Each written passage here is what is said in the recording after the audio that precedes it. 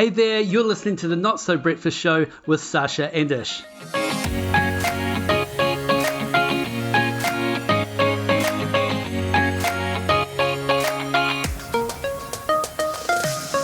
All right, welcome to the Not So Breakfast Show today, the podcast for leadership and career development. And this is the one with the 7 questions for managers.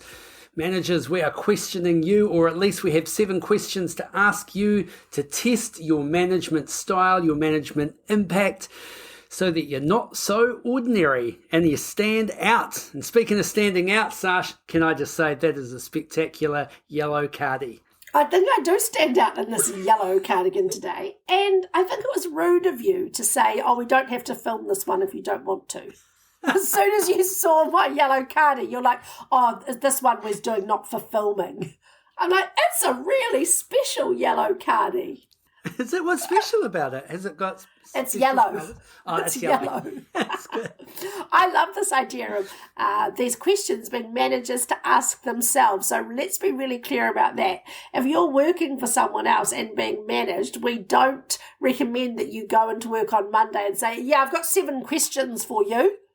These are 7 questions that managers should ask themselves as part of their reflection. Like you say, Ish, how can you increase your impact, increase your influence, be a better leader, get more out of your team, just be not so average, not so mediocre, and perhaps not so lost in terms of, what should I be doing today? Well, why don't we kick it off with question number 1, and this is your reflective question to start the ball rolling on our 7 questions for managers.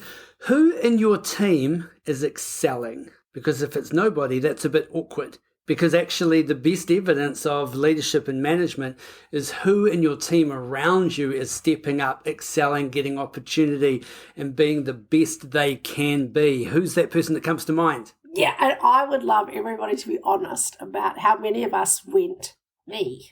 I'm the person that's excelling. And this is one of the big transitions we make, right, from being worker bee to being queen bee, is that the measure of our success is how well everyone else around us is performing, not are we the best person in our team. I love the kind of the coach and sports analogy here. Or in the sales management sense, your job as a manager is not to make the most sales. You've got to be good at it. But your job is to teach and lead and encourage and inspire others to be really good at the thing. So I do love that question. Who is excelling in your team? And I know what a whole lot of people will be thinking is define excelling. So you'll be going like, and sometimes we've got team members who are really good at one thing, but they've got something that's holding them back. And I just keep coming back to this idea that Professor Linda Applegate spoke to, when I was in Boston at Harvard Business School, this idea that hope is not a strategy. So every time you go, and I've got someone who's really good at X, and I just hope they get better at Y, just recognize that nothing is going to change unless you change it up and do something to get more out of or to correct the behavior in the person that's right in front of you. And this is really where you see that talent of great managers and their ability to recruit great people and develop great people to the point where they are excelling and getting opportunities. And I can think of several managers within our business, and when I think of them, I go, man, there is talent coming out of your team. We are recruiting from your team often because you identify talent, you develop them, and then the opportunities come for those people. So good on you. Now, that puts a lot of pressure back on you as manager because you're constantly having to find new people. In fact, we call one of our clubs the farm because we keep taking everybody out of it. But, the manager in that club, and I'm just going to name you, Jackie Griffin, you are incredible at spotting talent, developing talent, and creating opportunities for your team. So when you see that and it's consistent, it is pretty exciting, and it's such an asset to have managers like that within a business. She might be really good at spotting talent. I would also posit that perhaps what it is she's really good at developing talent. So it might be that you could put somebody who has, let's say they're an average performer, and in the right environment with the right coaching, they become an exceptional performer. And you could equally take somebody who Jackie has identified as being really talented, and you put them into a different environment and they won't flourish and grow. So I think it's 2 things. It's being able to recognize talent? Do you know what potential looks like? Do you know what good looks like? And how do you then grow that and boost that so that you can actually say, just about everybody on my team is excelling, and feel really good about that? Yeah, because we've seen evidence of someone who's underperformed with a manager, but then they swap to a different department or under a different manager and suddenly start to excel. So exactly, and it may have been that the potential was already there, it just wasn't getting nurtured, they weren't stepping up, there was a relationship breakdown, whatever it is. But when you kind of get that manager that can, yes, recruit well, yes, develop well, and yes, build relationships in a way that the person wants to step up and wants to go the extra mile for that person as well. That's some really great talent and some really great skills of the manager there. And we see it in sports teams all the time, that a player just trades to a different community, a different coach, a different environment, and whoo, they're amazing. They're amazing. So, how can you be that manager? How can you be the manager that just creates an environment for more people to flourish?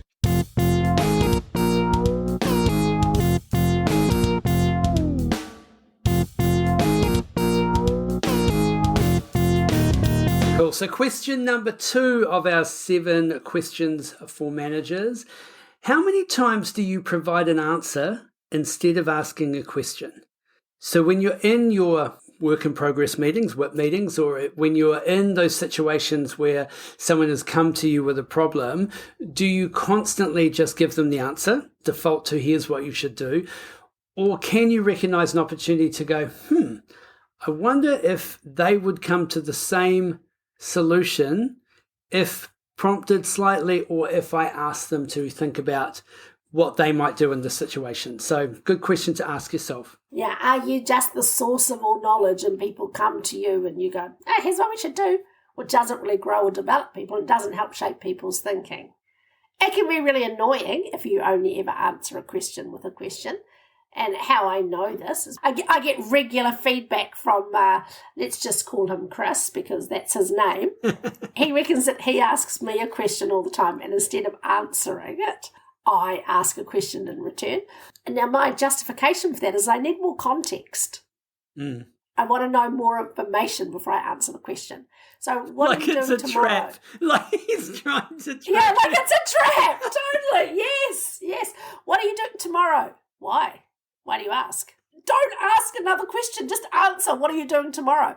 Well, it depends who's asking, right? So we're not talking about that annoying kind of, somebody comes to you with a problem and you go, oh, I don't know, what do you think we should do? It's not like a passive-aggressive throw it back at them. It's a gentle probing about, that's interesting. That is a dilemma. What are the options you've explored so far? It's that kind of questioning where you can grow and develop your team and not just be the know-all that actually has all the answers, or at least pretends to have all the answers. Yeah, and this is where it's a shift as well, because you can be flippin' annoying when someone is new and they just want to know what to do, and there's a speed in training there, and you can just tell them. You don't have to sit there and go, well, what do you think you should do? It's like, well, I don't know what to do. I've been here 5 minutes. I've been here 5 minutes. Would you shut up and just tell me what to do? And then there's the opportunity to develop someone. It's like they've come to you with a similar question before, or you know that they actually have the answer themselves. And now we're unlocking that awareness to maybe come not so much with the question, but maybe even also with a solution as we start to prep them more and more, which is one of the things we have talked about in previous podcasts. And you can know when is the right time by asking yourself, again, as a manager, and this is not one of the key questions, but how quickly does this decision need to be made? Because sometimes people do need a quick decision and it's a management decision to make it, move on. And other times, there's an opportunity to have a more in-depth discussion, and recognizing that's also a really important skill. Right, question number 3 is, when was the last time you had a meeting and you just taught something? So you took an opportunity to discuss an issue or a principle or something that you've learnt, and you've shared that, you've passed that knowledge on, something you learnt during the week or discovered. So it wasn't so much a exploration session and asking questions and all that. It was just you know what? I learned something really cool the other day. Did a little. And then you start to talk about that. There's something about that transfer of information through teaching that is great for both the person that is receiving the information and the person that is delivering the information. We'll be right back. If there was one skill that could double your income, advance your career, and increase your ability to influence, it is the skill of presenting. Whether it's on stage, in the boardroom, or at a job interview, the 30-minute presenter program will help take you to the next level. So check out our Instagram page, click the link in the bio, and get started on the 30-minute presenter program.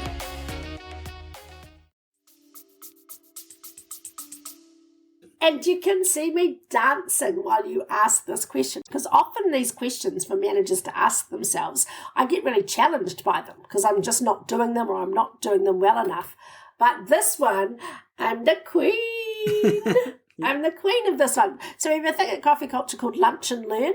And we basically invite everyone in our head office to just bring their own lunch. They sit down and it's between, 12:30 and 1 o'clock. So right across our team. So our administrators, our commercial people, our operations, our coffee guys, whoever comes. And I teach just a generic kind of skill. So we've done how to write better emails, as an example. And I go, so here's the problem that I see, here's what I want to see us improve to, here's some tips and techniques. I've done planning, and obviously I've done that not from a position of expertise, I've done that from a position of, I struggle with getting the most out of my week. So what are some of the tips around how to manage your time better? And we just do it as a person at the front of the room, downloading a little 20-minute session, a little bit of discussion afterwards, everyone walks away, and I don't know if people walk away going, wow, thank you so much. But I can be assured then, as the manager and the leader of that particular business unit, I've given everybody the opportunity to improve the way they write their emails. So the next time I get cross, if I see something going out that doesn't look and sound like us, I can answer the question honestly, hey, I've tried to teach some things to help fix that. Yeah. Sorry, that was a segment called How Cool Am I? Would you like to respond, Ish, to some of the cool things? Because you do lots of cool stuff as well in terms of training and teaching people around you. Yeah, well, I guess I naturally default to the big opportunity, right? So I'll put on the sales upskill or the team development upskill. But it's also being able to recognize the smaller one-on-one opportunities. And that's something that I know I need to work on is when I'm in those one-on-one coaching, quite good at asking the questions and exploring, but there's opportunities to teach in those moments just as much as there is to teach to the bigger audience. And that can just be you pick a topic and then you do deliver it at a bigger level, and then you take aspects of that topic and cascade it down at a more individual level or explore it at a deeper level individually. So just recognizing when you can do that, turn that on. All right, our next question is, when was the last time that you shared a mistake that you made? So you've actually taken something that's happened that didn't go so well, and that could be in the past, and you've brought it forward to a situation and you say, well, I can tell you how I dealt with that at one stage, which I think humanizes you a little bit, and it's often a really good way if someone else has made the same mistake to get on the level and then give them the, here's what I think you need to do about it. It's like, I've been there too, this is what I did, and we need to get you to that space. Or it could be something that's even happened sort of more recently. And if we give an example that we've been talking about, like when you sent the email out, and I don't want to make you relive that, but when you sent the email out, that's something that you've now shared on the podcast. And it's one of those things that resonates with people. And they go, well, if Sasha can make that mistake, it's okay that I did this little a mistake as well. So things happen to all of us. Nobody's perfect. But in actually being able to have that conversation with people, I think you connect on a completely different level than if you just look perfect all the time. Oh, that is so true. And it's not about sharing your mistakes to manipulate people. It's not about sharing them to kind of relive them and debase yourself. Well, I'm a terrible person too. It's literally about saying, what's the learning? So sharing what you would do differently if that same mistake was made again. So one of the things that happens in our business is that team members occasionally order the wrong quantity of things. So, for example, we mean to order a box of bananas, but instead we order a bunch of bananas. And a bunch of bananas lasts us 10 minutes, yeah. Yeah, it's only a few smoothies and now we're done for the day. So that's a common thing. And the first time it happens with a team member, often one of our managers will say, okay, here's some learning. I've done the same thing. One day I ordered 200 custard squares instead of 20 custard squares. And what we did was we had to sell them. This is how we dealt with it. But what I've done for myself is I now have an extra layer of check that just before I hit send, I go back and double check, have I got the right quantity? So I just encourage you to give yourself that little check-in. So it's kind of saying, hey, it's not fatal. No one's going to die. They're just going to not have banana in their banana smoothie today. Did you want a milk smoothie? Because we can offer you a milk smoothie, just not a banana smoothie. Whatever that looks like. So you humanize it, but then you also make sure that you teach what it is you've learnt from it. Too often I think we kind of share the mistake and go, we're all human, rather than here's what I learnt and here's the actions that I've put in place to try and prevent that happening again. Definitely. All right, question number 5, hopefully if I've added these up correctly, we're at number 5. And it is, do you debrief situations, good or bad? You might have been in an offsite. Do you take the opportunity to debrief that? What could we have done better? What would we change next time? Do you take the opportunity to debrief a win for someone if they've done a really good job? So why did that work so well? What do you think was the success in behind those decisions or those actions? Those little debrief moments bring interest and contrast to our meetings because it's a little point of difference, and it gets them to start to think and explore exactly what went on so that they learn the process that works, not just celebrate the success at the end of it, which is still important, but the process of how they got there is what they want to replicate. I think that's super important because so often we don't actually know why it worked.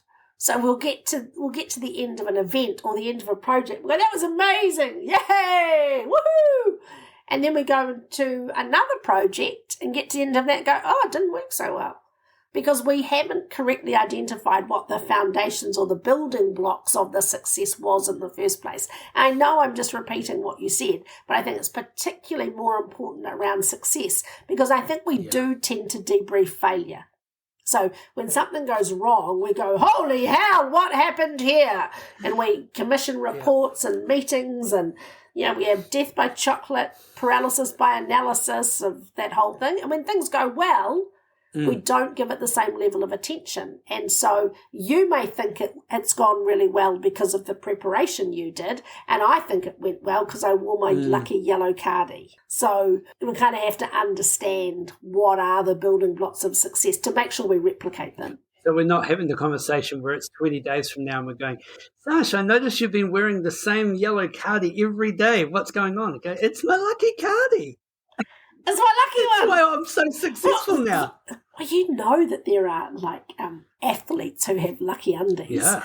And there's an all black in particular I can think of that had lucky undies, and it just got more and more holes in them, like not just for his legs to go through, but other holes as well. Farts were getting out, and in the end, he said he just it was really hard to break the superstition. Yeah. But the undies weren't going to last. And so I think it's nice to have symbols and talismans, but I also think it's nice to hold that stuff lightly because you will lose your lucky rabbit's foot or your favourite earrings that your grandmother gave you, and we need to be okay about them because it's just a thing. Just a thing.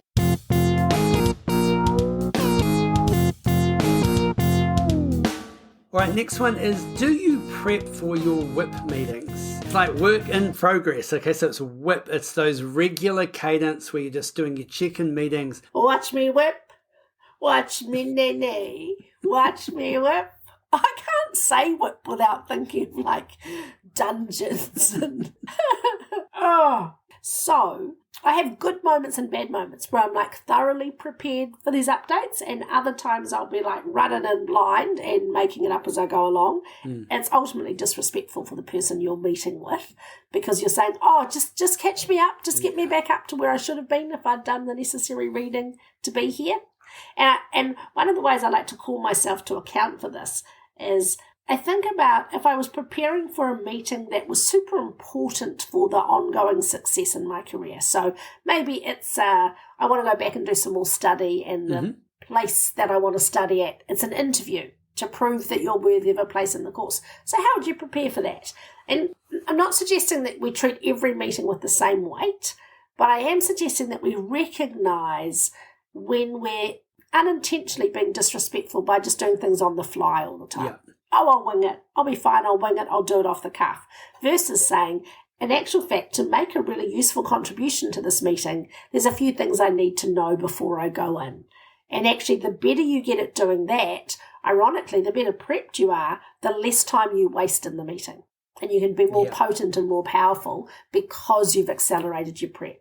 That's it. And it doesn't mean that you have to prep just before the meeting. I think this is really important. So your prep could be in a space where you've got half an hour and you go, okay, I'm going to prep now for the 2 meetings I've got later because I'm running back to back. That's the next level when it comes to prep, rather than I'm going to take 3 minutes now just to quickly get my thoughts down before I go into the meeting. It's like, how organized can you get? How prepped can you get? And that's where the power of an agenda is good, because you know how the conversation is going to go and what you need to tick off. And you also really quickly identify whether the business intelligence that you collect in your organisation actually serves a purpose. So I know at the moment at Coffee Culture we've got a couple of reports that we pull and we all look at them and go, oh, interesting. But it doesn't change any of our decision making. We don't do anything differently because of it. And so we're really starting to challenge ourselves to say, what is the business information that we need in order to make better decisions? Are we getting it at the right time that we need it? Or do we just have a history of data? And, data without insight is meaningless. And the last one of our 7 questions that managers should be asking themselves is, do you share your upskills, podcasts, YouTubes, books you read? Do you take that information and pass it on? I think that is a really great thing to do, because I think sometimes we get isolated and we go, ooh, I've just got some new information that nobody else knows. I've just leveled up. But actually just realizing that the more you kind of put that stuff out and you become like a source of just great content, and you're almost curating content and passing that on, 1, that comes back to you. 2, it pushes you to get better and better and better. And 3, it's just part of being a great human. If you want to develop other people, let's share. Yeah, my dad used to say when he was preaching in churches, he used to say, I'm just one beggar telling another beggar where to find some food. And that was his approach to the spiritual lessons that he was sharing. It was all about, hey, I've learned this. I'm just pointing you in the right direction. He really railed against the speakers that were up the front going, I am the great I am. I am the source of all knowledge. I have a direct pathway to God. He was really just about, I found this stuff out. You should know it too. And I think it's a lovely way to live, that every time you come across something that you share it. There's a guy that here in Hamilton who runs a company called IT Partners, amongst other things, and he has like a weekly newsletter, but basically it's essentially like, here's what I've read, here's what I've learned, here's a must-read article for you guys. You just subscribe to it, and I've just found it super helpful and super useful. Just steers me in the right direction, does a little summary, so not everybody wants to read all of the books all of the time, and I think it's a really lovely service. And also from a management perspective, if you're not running your own business, you are continuing to position yourself as someone who is doing some career development, some professional development, some personal development. And I think that's got to help your career. Yeah, and being able to share up, exactly to your point there. Like, it doesn't have to be share down. You can share up. You could have discovered a great podcast where you really learnt something and share it with your manager, and then use it to discuss in your next catch-up. And it just makes those meetings so much more interesting. Even practice that skill by sharing the Not So Breakfast Show podcast with people. Oh, yes! Yes! Do that. Share it. We'd love to get the message out there. And, if you love it, chances are other people like you love it too. And if you love it, give us a review. We are just hustling for reviews at the moment. Please share how it's helped you. Give it 5 stars. If you don't want to give it 5 stars, don't bother. 4 stars will not help us in our quest for global domination. 5 stars only. Thanks. If you've got feedback on things we can do differently, tell us, not everyone. Love it. All right, so that is 7 questions managers can ask themselves. You don't even have to be a manager. You can just be, what's not a manager? A normal worker. Is that what it is? A normal worker if you're not a manager? Someone that actually does the work. You can be asking. Yeah, someone that's doing something useful around here. You can actually ask yourself these questions as well. So just reflecting back through these, who in your team is excelling? How many times have you provided an answer instead of asking a question? When was the last time you had a meeting and taught something? When was the last time you shared a mistake that you made? Do you debrief wins, losses, events? Do you prep for your WIP meetings and go into meetings prepared? And do you share your upskills, YouTube clips, books, the Not So Breakfast Show podcast? Yeah, I'm going to stop that now. All right, so as you know, we've been doing a little bit of background, recon, investigating, brand work, thinking, man, you know what? Maybe we should change our name. So we have got a name in mind, and we are planning to let you know what that name is next episode. So if you've got some guesses, you can flick them through, but otherwise you have to stay waiting in suspense. Like any great thriller. It feels like we're doing a true crime broadcast, right? It does. This is a true crime cliffhanger. Tune in next week to find out what is the new name for the Not So Breakfast Show. Speaking of true crime thrillers, we started watching a new show, I think it was on TVNZ On Demand actually, called Based on a True Story. Ooh. And it's got Penny from Big Bang Theory. And it's all to do with true crime and murders. Wow. And so it's kind of like a comedy thriller. Interesting. It's got me hooked. We're starting the binge thing. Good. I read about it, but I haven't started it. So, I liked the premise. It sounded interesting. Yeah. Got a lot of swearing in it. Just saying. Fucking A!